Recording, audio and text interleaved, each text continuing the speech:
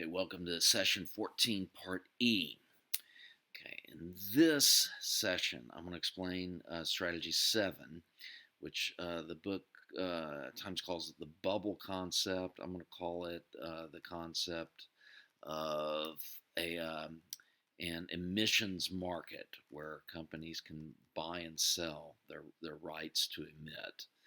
Um, so in this case, I'm going to call a particular version of that concept is the following strategy.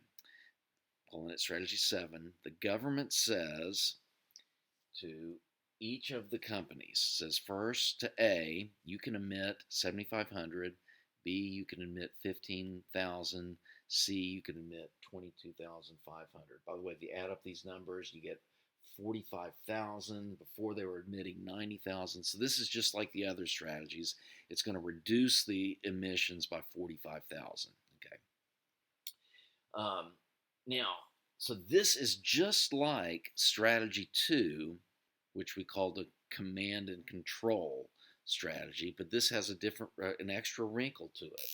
The government says, A, you can do this, B, you can do this, and you can buy and sell your rights to each other. Okay. So, first thing, if this happens, let me explain a possible trade that might happen. C says to A, please sell me your rights for all 7,500 for $2 per unit. C says to A, you'll now emit 0.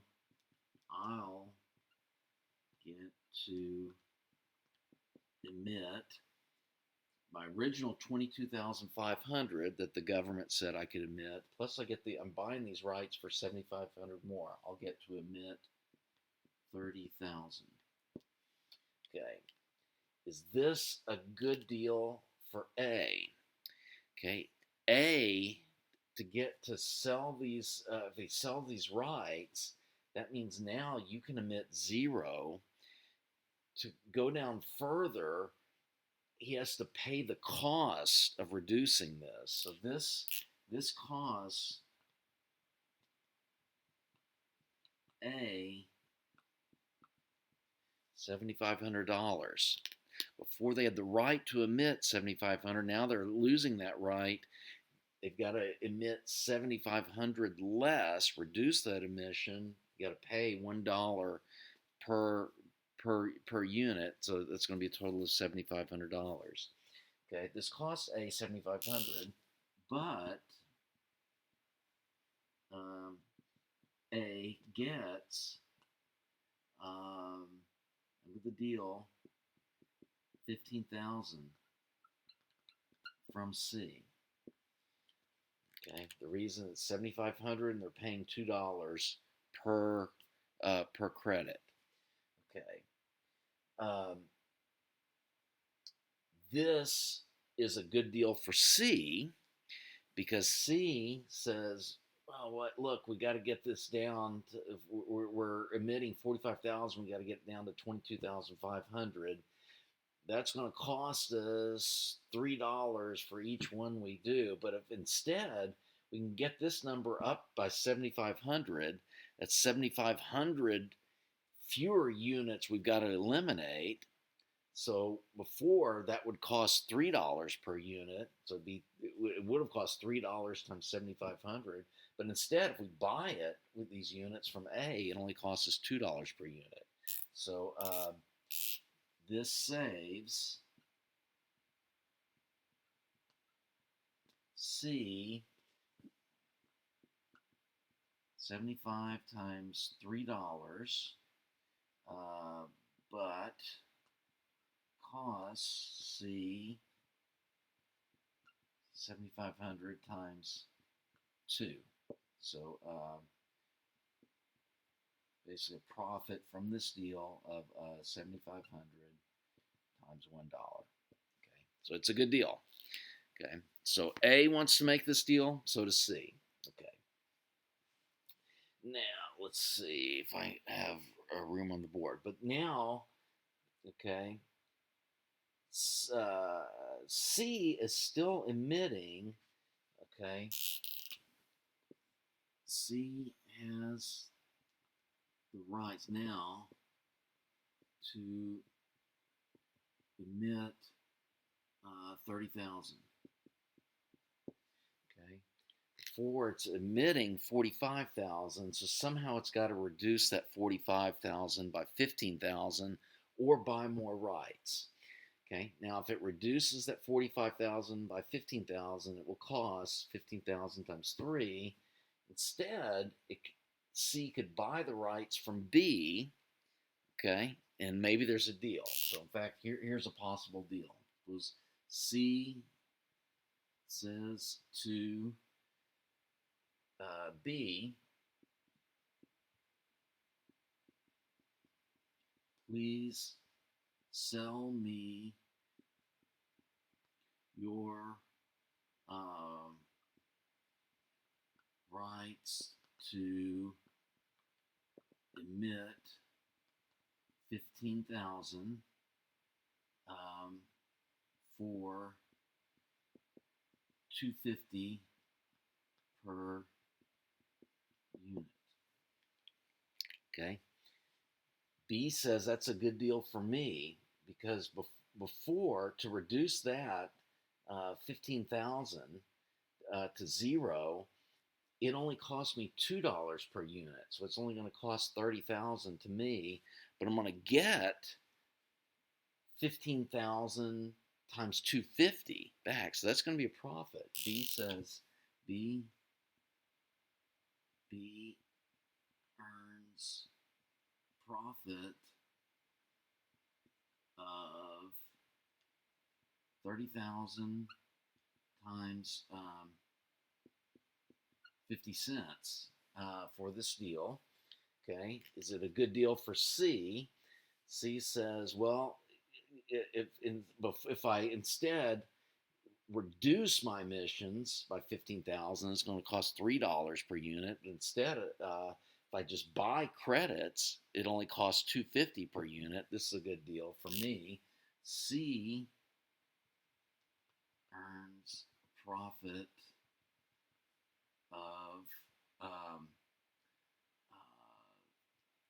basically 50 cents per unit of same thing, 15,000 times 50 cents. So this is a good deal for C.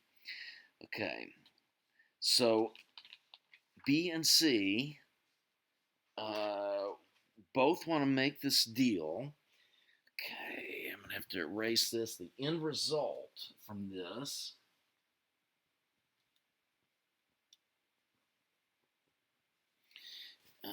the end result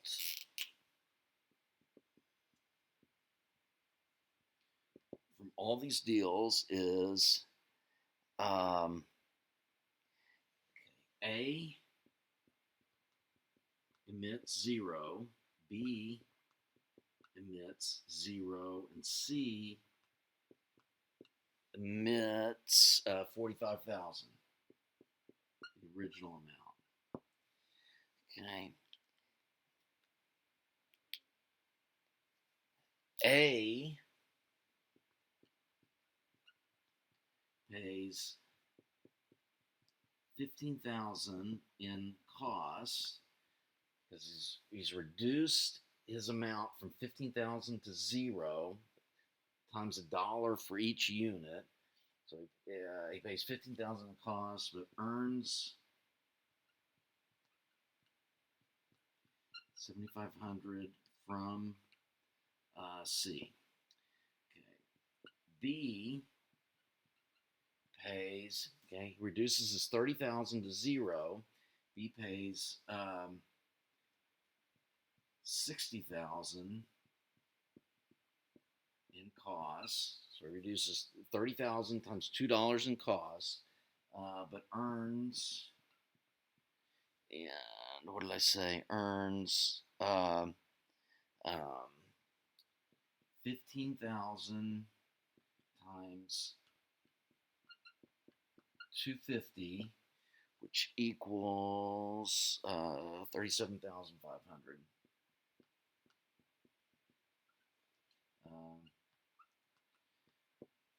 from C. Okay, C reduces emissions,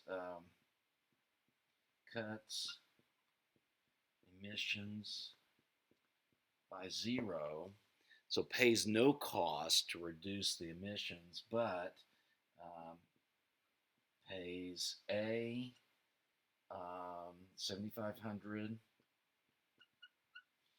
pays B 37,500. Okay.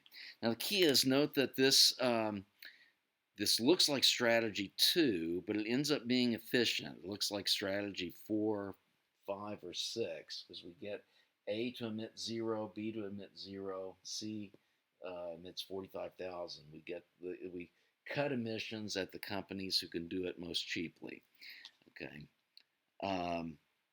So the key is this is kind of a combination. It's like a command and control strategy, but you allow the companies to make deals between themselves, and this helps you get to efficiency. Okay. Final aspect of this. So when I did this example, I only allowed the companies to buy and sell between each other. When you actually do this in practice, or when the U.S. did this, I think this was the Clean Air Act of 1991. I think this is when this was first implemented. The U.S. government did something clever. They said not only can people like Company C buy credits from A and B, other people can buy these credits. And so here's what happens. There was groups like the Sierra Club who said, look, the way this works is we still have 45,000 units of yuck emitted. I'd like it to be a little bit lower.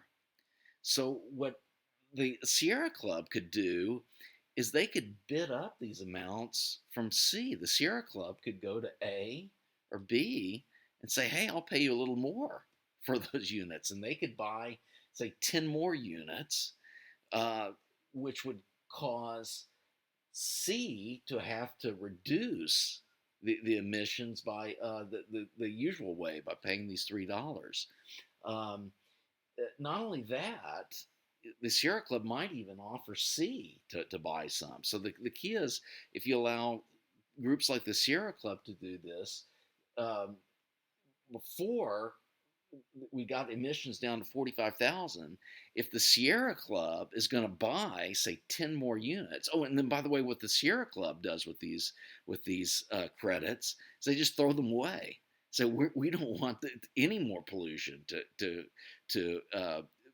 go into the air. So all we're going to do, we're going to buy those 10 units, throw them away. That means that instead, where the government allowed 45,000 units of yuck to be emitted, it now is reduced by 10 more. And it could be reduced even more by if Sierra Club and other groups wanted to buy even more of these units. Okay, I will end there. The key thing I wanted you to see from this, and this is kind of a general concept that economists often talk about, when we have an externality, one way to solve it is through this command and control method. However, often the command and control method does not get you to the least cost way of reducing emissions, or however you want to get rid of that externality. Usually, a better way, a more efficient way, is to do it instead through taxes or through subsidies, and then let the companies respond in the optimal way. And then one third way, which is kind of similar to the taxes or subsidies would be to have one of these emissions markets, like we saw from the 1991 Clean Air Act. Okay, so that's part E. I know I've gone long on this one, so session 14 is going to be long. Session 15, almost certain I'm going to go significantly shorter. Okay, see you in a few days in session 15.